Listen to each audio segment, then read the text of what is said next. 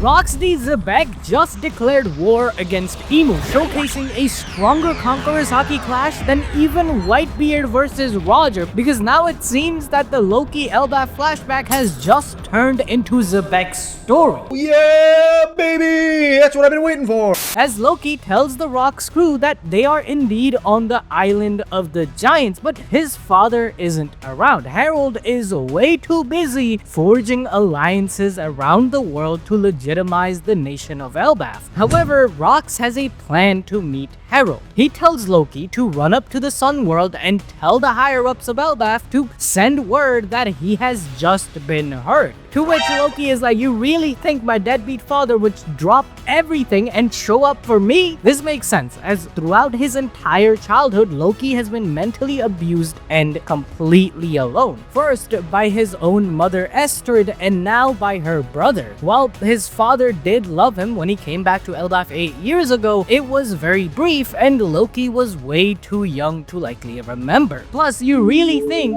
some puny-ass human named Roxy Xebec and a goofball with a name like Edward Newgate could hurt the Prince of Elbaf, Loki? Yeah, Loki got one shot after saying that. Then this dude Xebec started laughing his ass off for beating up a child. The moment truly highlights the personality of Rox though. Although he beat up Loki, it was for a purpose of summoning Harold back. We know that 8 years ago during the reverie, Harold and Rox met. So within that meeting, Xebec had already analyzed the King of Elbaf's nature. That if he heard about his son getting hurt, he would drop everything to come back. Furthermore, we are given an interesting bit of information regarding Rox's powers here. That his swordsmanship was renowned for its brutal impact, akin to a giant hammer or cannon fire. It was said to blow everything in the surrounding vicinity away, a brute force attack instead of a controlled sharp strike of a sword. Which makes me wonder if Rox was even a swordsman to begin with, because later on we see him carrying a gun. If we go to this panel of Zoro's flashbacks, his sensei Koshiro tells us what the pinnacle of swordsmanship really means. It is to wield the power to protect what one wishes to protect and cut what one wishes to cut. A blade that injures all that it touches isn't really a sword. So by that definition, Rock swinging his sword around, destroying everything that it touches, doesn't really make him an elite swordsman. It blows everything away with no control. But I will get back to this point in just a bit, as we get to witness what really went down during the reverie 56 years ago. Rox kidnapped 5 out of the 50 kings that attended the reverie. At first, Emu thought that Rox did this to extort him and the world government. If you want your kings back, pay up a ransom or yield to one of his demands. Instead, Emu clapped back, saying that the lives of those bums can't be used to extort him. We as readers already know this about Emu and the government. They see everyone, even kings of nations, as mere pawns or insects in their grand design. The only thing that matters to them is their authority to rule the world as celestial beings. However, it looks like 56 years ago, for the first time since the Void Century, someone showed up to challenge Emu. He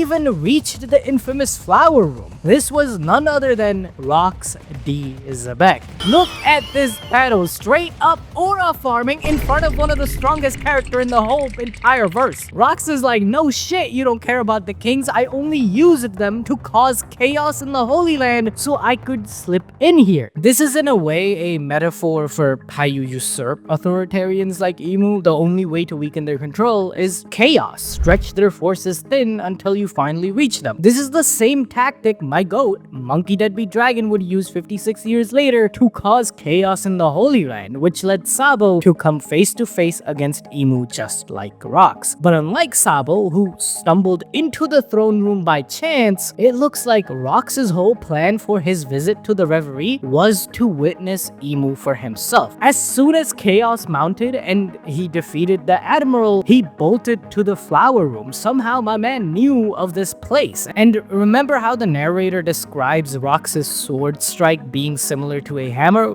What if he has a connection to the Galira company, who are ancient in origin, going back to the Void Century according to our theory of them creating Noah and Pluton? That's how he knew about Emu, but he wanted to confirm the truth about the world with his own eyes, because as soon as he reached Emu, according to the narrator, he knew there was nothing more he could do at that moment, so he withdrew, claiming he would be back again. If Rox's goal was to fight Emu during this visit, he would have started a brawl right there, yet he didn't, likely due to realizing it was kind of futile. He's one man against not only Emu, one of the strongest in the entire world, but also Gunko, Emu's closest attendant, is right there, alongside the Gorosei and the Holy Knights, who are also close by. Plus, if you look at this panel, there's one detail that we discussed during the stream. It was if you go back to chapter 907, 908, we see the exact same frame of Emu standing in the flower room with Gunko bowing down and then the sword striking down on the poster of Shirahoshi, Luffy, and Blackbeard. This sword is definitely the sword of the nation of Alabasta, the sword of Lily from 800 years ago, because if you look at the throne room, there are 19 swords there, one of them missing, and the 20th sword would be the Nefertari family's sword, who did not bow down to Emu during the Void Century and join the Celestial Dragons up in Mariejois. They decided to go down and live in Alabasta, and that's the sword. But here, 56 years ago, we don't see that sword. So did Rox swipe that sword? Because if you look at the hilt of the sword, they look kind of similar. Like the sword Rox has versus the sword Emu has here, they look very similar from 908. So what if Rox took this sword with him, because we see him using a gun right there when he is aura forming next to Emu. He took the sword here, but then 38 years ago during God Valley, Garling Figarland got the sword back, gave it back to Emu, and that's how we get the sword in the flower room again in chapter 908, currently in the present. However, the possibility is also there that Rox was known for being a swordsman, and the sword he uses later on against Loki and against Herald is just, that's his sword. If Rox was a swordsman, hear me out. Yusuf disagrees with this, Raj disagreed with me, a bunch of people in chat disagreed with me when I brought this up during the stream, but hear me out, alright? If Rox was a swordsman, right, and then there's that panel of Koshiro explaining like what the pinnacle of swordsmanship is, Rox should be at that pinnacle of swordsmanship, right? He shouldn't have this unique way of fighting with a sword. It seems like the sword wasn't his original weapon, and now he's just using it because he got the sword from Emu. What do you guys think about this theory? Oh, look at all the new posters. We have this entire Naruto collection right now of posters, and oh my god, look at this. Look how fire this looks. This is insane. We have every single village. We have the Leaf Village, Stone Village, Sand Village. We have them all. Go get the Naruto posters. Code ABD for 10% off. And if you bundle it all, you save hella money. So go get it. And AnimeDrip.shop if you guys want t-shirts and merch. Anyway, that was just a tangent. Moving on, Rox isn't dumb. He's not gonna 1v10 the Gorosei, Emu, the Holy Knights, right? One of the main focus of Elbaf has been which side can turn the giants to be their forces. Emu and the Holy Knights' whole reason for coming to Elbaf currently is to force the giants to be part of their military. Hence, the reason for us seeing the reverie game board when Dory and Broggy got turned. This infiltration by Rox is more like him declaring war against Emu until he can build up an army strong enough to fight him. Furthermore, we learn another massive hint about Rox, that he is a Davy Jones pirate. To me, this is similar to how Luffy and Roger follow the will of Joy Boy from the Void Century. Similarly, Rox and Blackbeard follow the will of Davy Jones. That's why both of them took over Fullalead Island, the place where Davy Jones first started the concept of the Davy piggyback fight between pirates. Xebec is a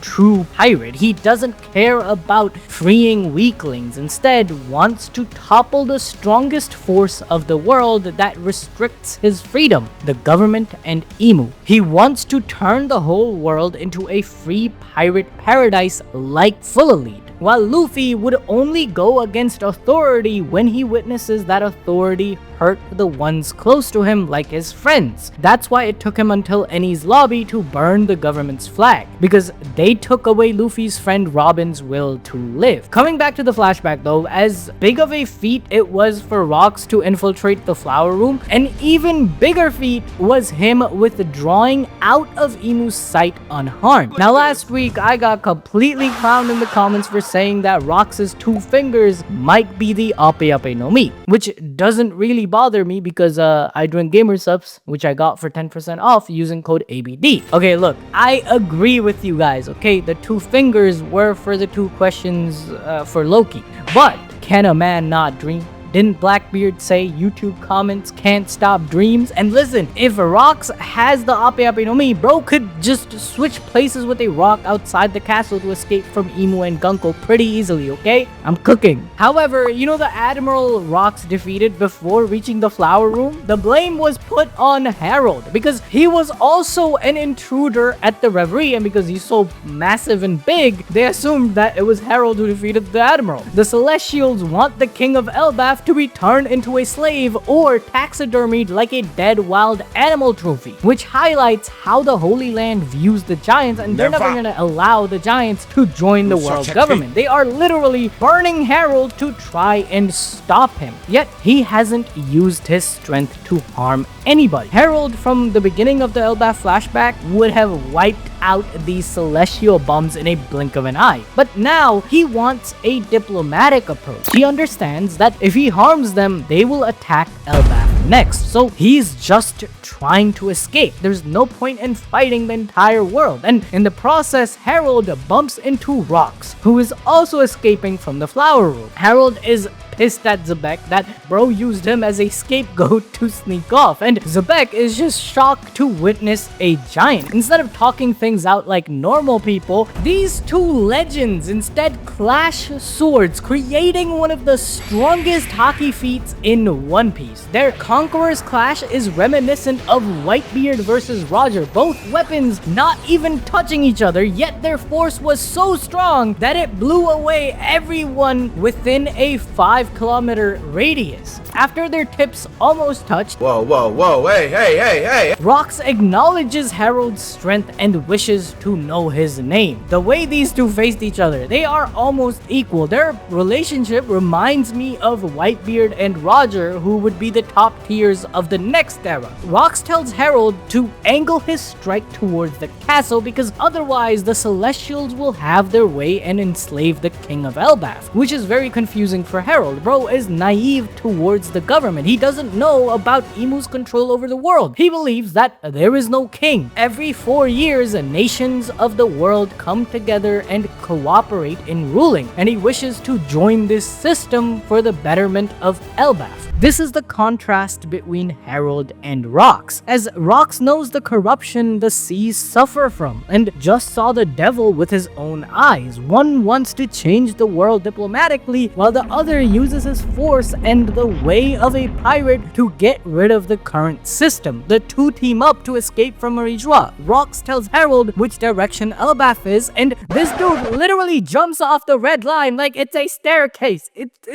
What is this? How strong are these dudes? This isn't even the craziest feat in this entire chapter, okay? You know everything I just mentioned? This is not even the craziest feat. It's coming. While the giant jumps, Rox tags along, asking Harold to meet again and join forces. But joining with Rox, a criminal who just murdered an admiral, would hurt Elbaf's new reputation, lessening the chances of the giants joining the world government, so the king declines. With this action, Rox's infamy soared to new heights, where I believe that Rox might have been the first billion-berry bounty man ever. As we know in the world of One Piece, bounty inflation is a thing. Just look at Dory and Broggy. They were worth 100 million 100 years ago. Yet now, both are near 2 billion. That's nearly a 20x increase. Pirates became even more prevalent, and their threat towards the islands and government increased mainly during the Great Pirate Era, ushered in by the Pirate King Goldie Roger and his reveal of the One Piece's existence. 56 years ago, 1 billion berry was likely unheard of. Even the giant warrior pirates weren't that infamous. Or perhaps Rox's bounty after this incident was same as his son's first bounty after Marineford, 2,247,600,000. Either way, bro gets a bounty poster that looks very, very similar to Buggy. They even have the tongue out, the hand position. Come on, that's Buggy's bounty poster. This is even more evidence that Buggy is related to Rox, okay? Most likely his second son, because look back during the Odin flashback in the anime. Buggy is called Jiro, which means second son. Come on. Oda can't make it even more clear than like the hair, the face, the bounty poster. Come on, guys. Buggy is related to Rox. He's Rox's son. We do not care. Some time has passed since the Reverie, but Rox has not stopped being a menace towards the government. He attacked a ship carrying a great amount of celestial tribute to Mariejois. This loot helped Rox fund his pirate career initially, because, you know, man needs a ship and a crew to sail. This dude even destroyed the Gates of Justice solo. Look at this gate. Look at the size of this gate. That's a battleship in front of the gate. What? How do you destroy this? Could Rox have vented the red line? What is this power? This is hands down, no contest, one of the strongest feats in One Piece, okay? I know I just said the previous page was the strongest feat, but come on. The Gates of Justice were destroyed by this dude. I better not see comments disagreeing with that, because you're just dumb if you disagree with that. And also, if you look at Rox, since he's holding a sword, this is a Mihawk upscale. Furthermore, we learned that until meeting Imu, Rox was only attacking government forces, but after, he would target pirates too. Not how you would imagine though. As instead of like 1v1s and pillaging other crews, it was a full-on davy back fight with Rox. Pirate crews competed in a series of matches, wagering their flags or even their crewmates. He used davy back fights to recruit his entire crew. So Whitebeard, Shiki, Captain John, they were all gains from davy back fights. After gathering a crew, Rox had made his way to Elbaf, and guess what? Xebec was right. As soon as Harold heard about his son getting hurt, he came running back. It's just as my goat, Monkey Deadbeat Dragon, said, a parent's greatest weakness is their child. Bro, this dude Loki is actually like hard. Look at that panel. He is in bed recovering. That's a child. When Rox said, I'm gonna hurt you, I expected like a little like scrape, you know, he just bruised the kid a little, but he's like bedridden. He can't leave the bed.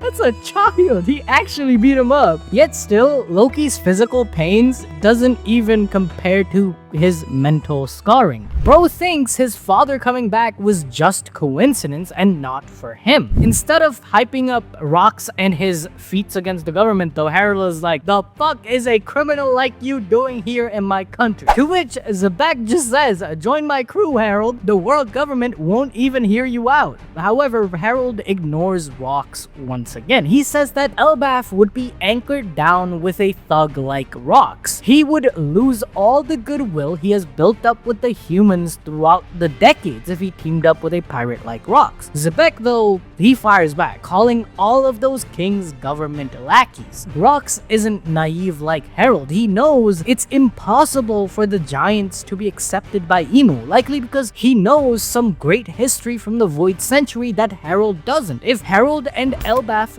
join Rox's cause, they likely would have won against Imu and the government decades before Luffy was even born. I'ma be real here, because look at who is in Rox's crew. Shiki would be a rival to the Pirate King after God Valley, a Yonko level pirate. Miss Buckin would join Mads. Don Marlin was likely the father of Capone Gang Bitch. The man who could destroy the entire world, Edward Newgate, was in his crew. This dude single-handedly went up against against the entire force of the Navy at 72 years old. Wang Shi, who is definitely related to Karibu, like just look at his tongue.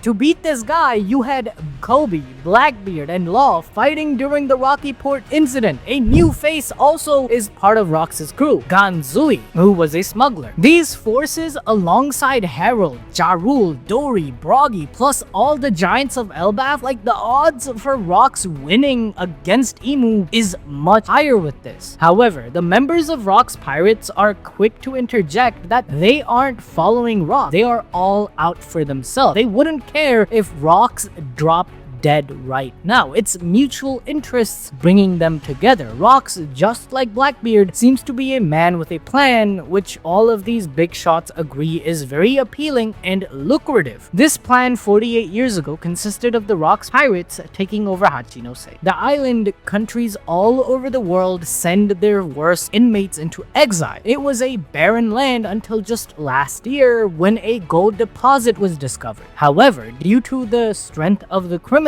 it's tough for even the government to get close to the resources, so Rox made a deal with them to get paid for taking the island back. But the real plan is to first get paid by the government and instead take over the island for themselves, turning it into a pirate paradise, just like in the times of Davy Jones. This parallels Blackbeard making a deal with the government regarding Ace's capture and becoming a warlord, using the chaos to go to level 6 Impel Down and freeing the worst criminals of the world to fight alongside him, like father, like son. But it's deeper than that, as Rox says that this is just the prologue to his life. Using that island, he will crush the Navy and bring Mariejois crashing down. That's how he will become the king of the world. The word prologue is further evidence that Rox might not be dead. His plan is still in full swing, as Blackbeard, who has inherited a part of Rox, is bringing the plan back to fruition. If you want to learn more, watch the Rox D. Xebec entire life video. Yet, even after hearing this plan, Harold isn't convinced. He says that Rox's enemies are way too big, as he is picking a fight with the whole planet. But Rox has a legendary comeback. There is no such thing as power that lasts forever. Harold joins Rox, they will be unstoppable. It might have not convinced Harold, but these words of Rox were salvation for Loki, just like Luffy was inspired by Shang. Loki's salvation was Rox. He found a reason to keep on living. 4 years would pass of Rox begging Harold to join him, but each invitation declined. And then Xebec finally took over Full-Elite Island. The Rox Pirates had become a different caliber of beast in the world now. Bruh, no way next week we're gonna see Kaido joining Rox and maybe even God Valley. Like, Oda has to show us God Valley incident now, right? Like, this has become Rox's backstory, because the God Valley incident, it has to have had some rippling effects to Elbaf, correct? Man, One Piece is too good right now. Guys, go buy some Naruto posters. Thank you for watching. Bye bye.